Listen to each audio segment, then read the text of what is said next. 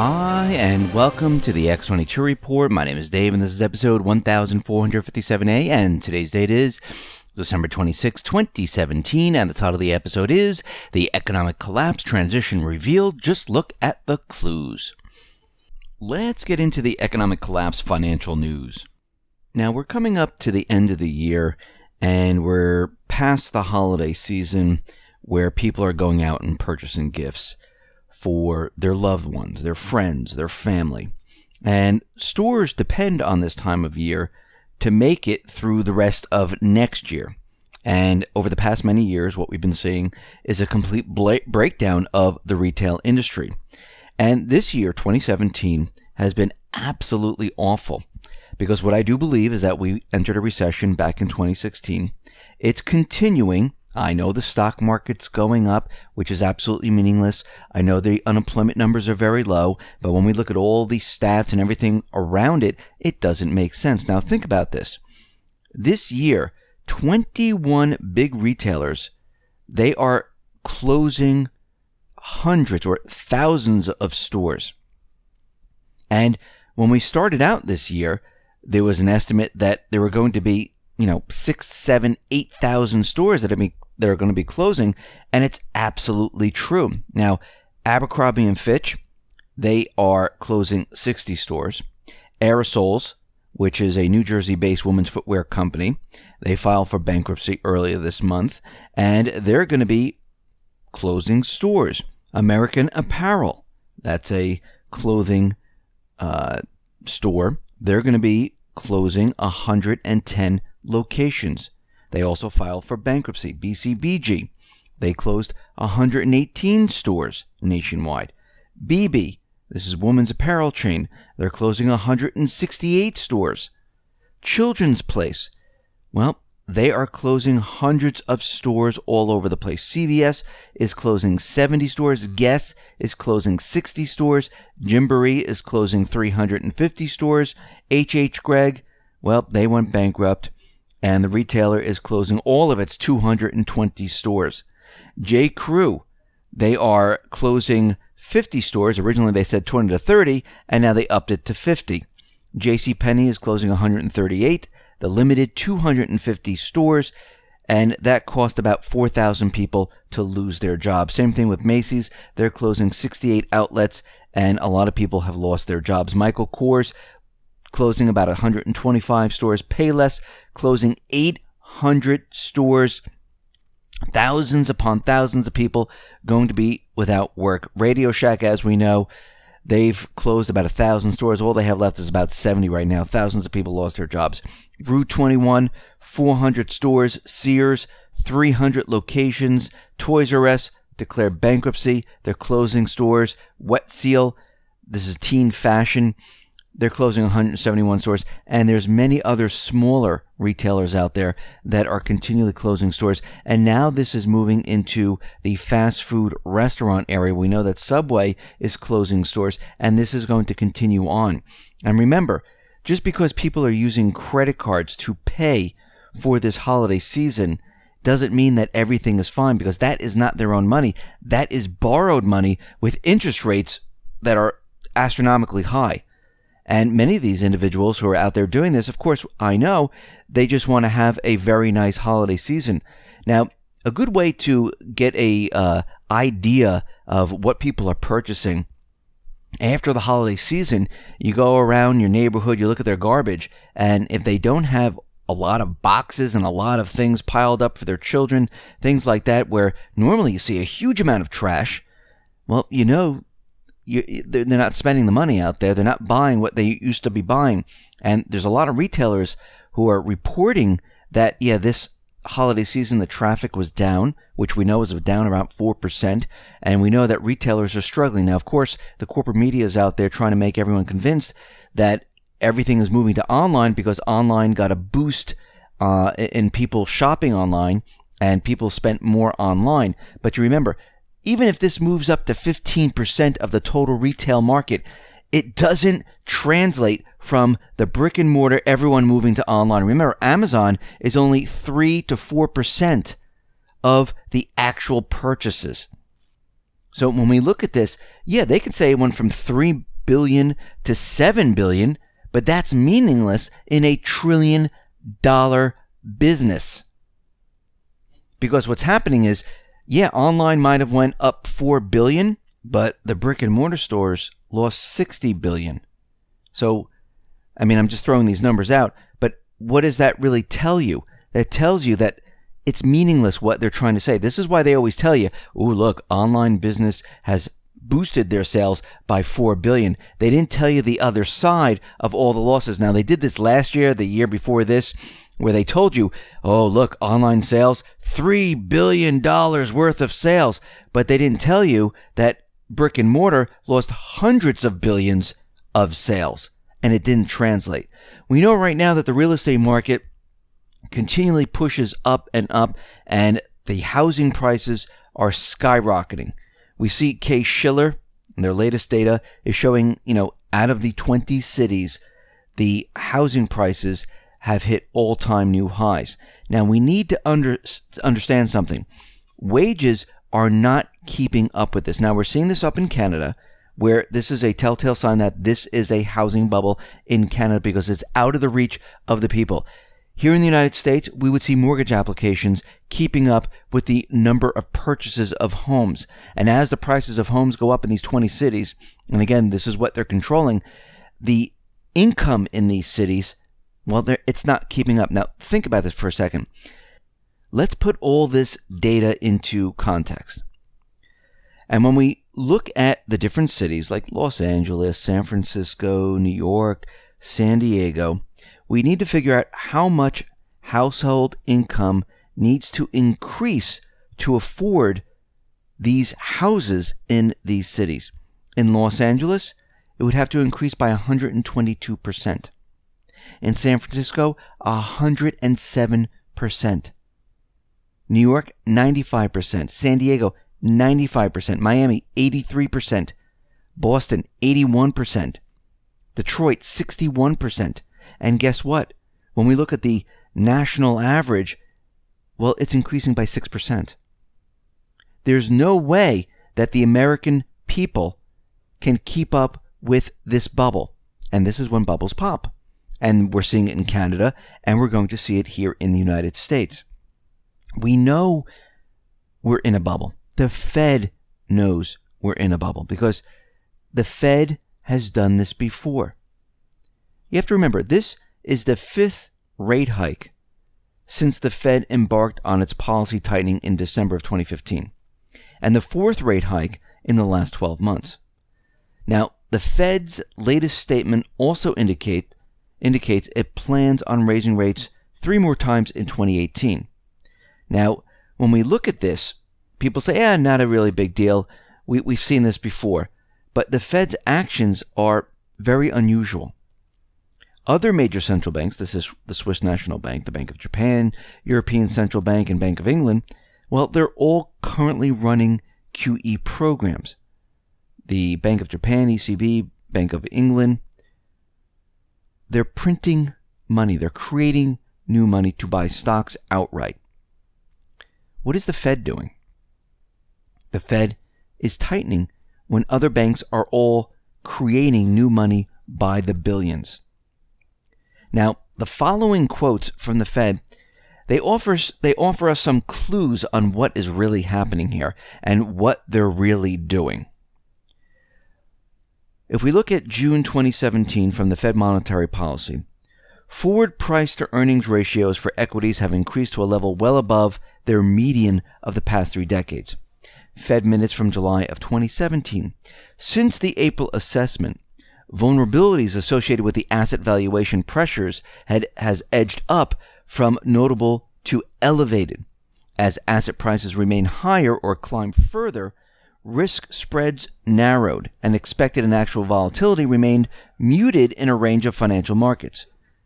Now, Janet Yellen, in response to a question from the IMF panel on October 2017, said the following: market valuations are at high level in historical terms when assessed on metrics akin to price-earnings ratio.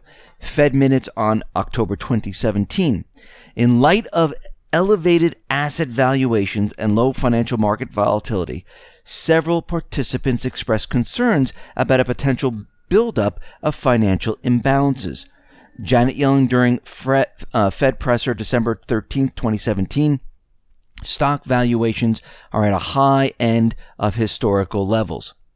Now, the Fed's primary role is to maintain financial stability.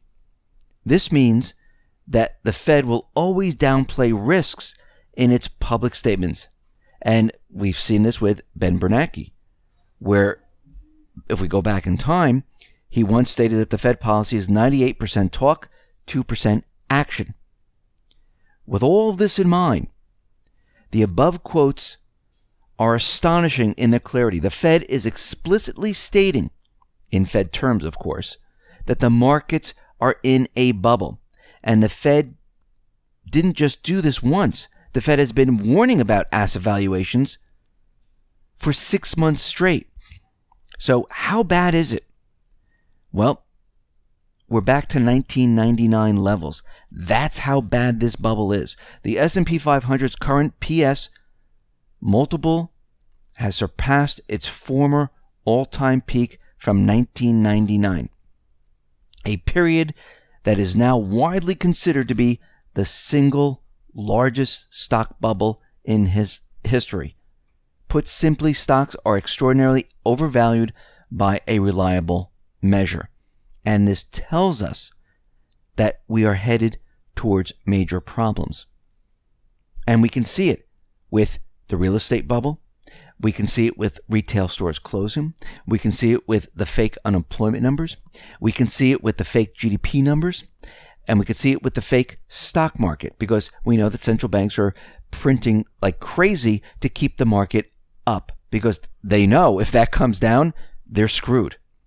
Now, what's very interesting is that Saxo Bank is out there, and they're saying that China, they're going to take away the reserve currency of the petrodollar, and the petro-yuan, well, is going to be the new go-to currency for oil. Now, let's think about this. The world's largest crude oil importer, China, is likely to roll out the petro-yuan next year, like we've said many times, because they've done their tests, and after Christmas, they said they're going to roll this out. We know that Russia will gladly accept the yuan to phase out the dollar in trade with China. China is by far the world's largest oil importer, and many producer nations are already more than happy to transact in yuan terms. And Saxo Bank expects the Chinese yuan denominated oil contracts to be a move with tremendous geopolitical and financial consequences. And this means that everything is going to be moving towards that direction. And we need to remember something very important here, is that this whole system was based on having the dollar attached to oil. And we know that this is falling apart right now. Now, Trump released the new 55-page American First National Security Strategy document. And Russia and China are mentioned in this document. Many other countries are also mentioned. But when we look through it, what is at the heart of this? Well, it's the Russia-China threat to the US dollar. They know it. They know that the dollar is dying. They know that Russia and China are a threat to the reserve currency. Now, in the document, it defines Russia and China as revisionist powers, rivals, and for all practical purposes, strategic competitors of the United States. And we see right now that with the development of the petro-yuan, the petro-ruble payment system, and the Silk Road, also known as Belt and Road Initiative, BRI, this is a whole new economic system. Now, gold is essential in this strategy. Russia, China, India, Brazil, South Africa are all either large producers of consumers of gold or both. Following what has been extensively discussed in their summits since the early 2010s, the BRICS countries are bound to focus on the trading of physical gold. And this is why they're looking to set up a physical gold trading system by 2018. Markets such as the COMEX actually trade derivatives on gold and are backed by an insignificant amount of physical gold. Major BRICS gold producers, especially the Russian-China partnership, plan to be able to exercise extra influence in setting up the global gold prices.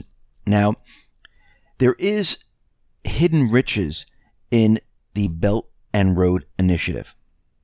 There was a report that was released by DBS in Singapore, and it hits most of the right notes linking the internationalization of the yuan with the expansion of BRI. In 2018, 6 major Belt Road Initiative projects will be on overdrive.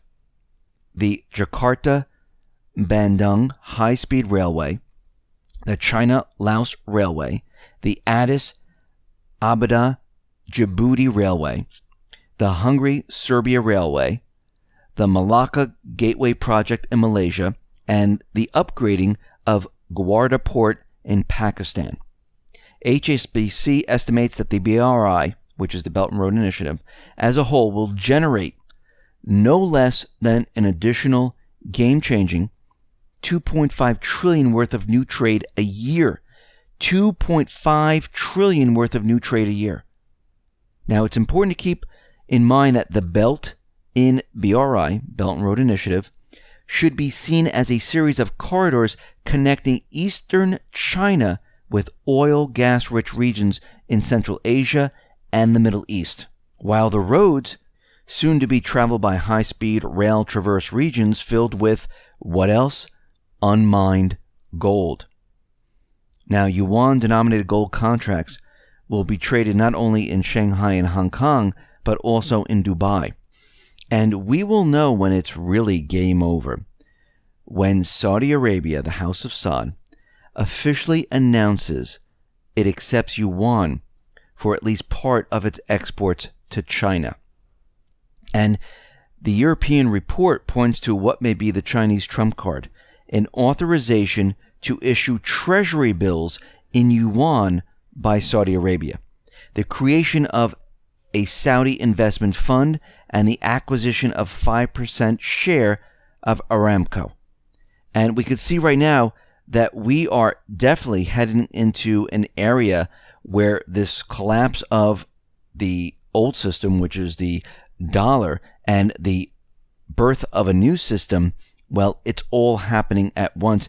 And we can see from this national security document the strategy and what is really happening, and what they know is that this is actually moving from west to east. And they pointed out in this document that yes, China and Russia, they are competitors.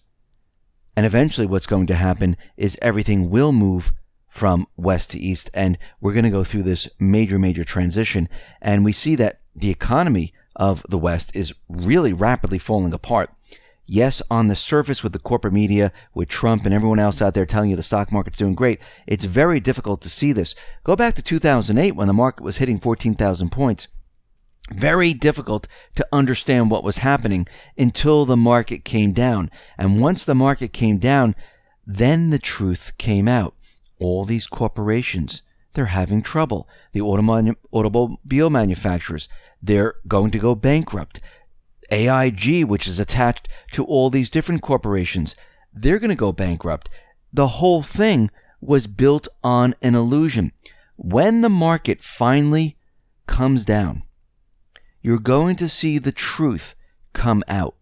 That all along, this whole thing was built up on a gigantic illusion.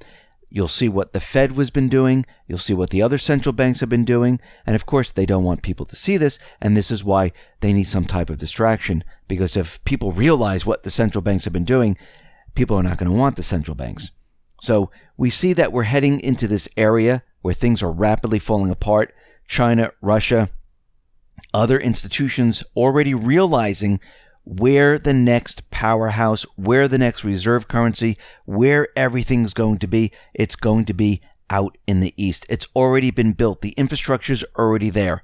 It's already set up. And it's just a hop, skip, and a jump until everything just moves right over to there and the transition begins. The transition has already begun. People just don't realize it as of yet because they like to do this with some type of distraction so you don't really know what's going on. But this has been happening for a very long time. This is why you need to be ready and prepared. Listen, everyone, thanks a lot for listening. Be well, be safe, and especially be prepared. Thanks a lot.